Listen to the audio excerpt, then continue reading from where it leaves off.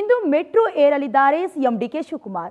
ಸಾರ್ವಜನಿಕರಿಗೆ ತೊಂದರೆ ಆಗದಂತೆ ಮೆಟ್ರೋ ಪ್ರಯಾಣವನ್ನು ಬೆಳೆಸ್ತಿದ್ದಾರೆ. ಸ್ವಕ್ಷೇತ್ರಕ್ಕೆ ಪ್ರಯಾಣ ಬೆಳೆಸ್ತಿದ್ದಾರಲ್ಲ, ಸೊ ಮೆಟ್ರೋ ಮೂಲಕ ಸಿಎಂ ಡಿಕೆ ಶಿವಕುಮಾರ್ ಪ್ರಯಾಣ ಬೆಳೆಸ್ತಾರೆ. ಕಾರಣ ಸಾರ್ವಜನಿಕರಿಗೆ ತೊಂದರೆ ಆಗಬಾರದು ಅಂತ. ಝೀರೋ ಟ್ರಾಫಿಕ್ನಿಂದ ಸಮಸ್ಯೆ ಆಗತ್ತೆ. ಈ ಹಿನ್ನೆಲೆ ಮೆಟ್ರೋದಲ್ಲಿ ಸಂಚಾರವನ್ನ ಕೈಗೊಂಡಿದ್ದಾರೆ. ವಿಧಾನಸೌಧದಿಂದ ಕನಕಪುರ ರಸ್ತೆಯ ಕೊನೆಯ ಮೆಟ್ರೋ ನಿಲ್ದಾಣಕ್ಕೆ ಪ್ರಯಾಣವನ್ನ ಬೆಳೆಸ್ತಾರೆ. ಕೊನೆಯ ಮೆಟ್ರೋ ನಿಲ್ದಾಣದವರೆಗೂ ಮೆಟ್ರೋದಲ್ಲೇ ಪ್ರಯಾಣ ಮಾಡ್ತಾರೆ ಡಿಕೆ ಶಿವಕುಮಾರ್. ಇನ್ನು ಸಾರ್ವಜನಿಕರಿಗೆ ತೊಂದರೆ ಆಗದಂತೆ ಸಿಎಂ ಡಿಕೆಶಿ ನಿರ್ಧಾರವನ್ನ ಕೈಗೊಂಡಿದ್ದಾರೆ. ಸಾರ್ವಜನಿಕರಿಗೆ ಝೀರೋ ಟ್ರಾಫಿಕ್ ತೊಂದರೆ ತಪ್ಪಿಸೋದಕ್ಕೆ ಕ್ರಮವನ್ನ ತೆಗೆದುಕೊಂಡಿರೋದು. ಬೆಳಗ್ಗೆ 9 ಗಂಟೆಗೆ ಮೆಟ್ರೋ ಪ್ರಯಾಣವನ್ನ ಬೆಳೆಸ್ತಾರೆ.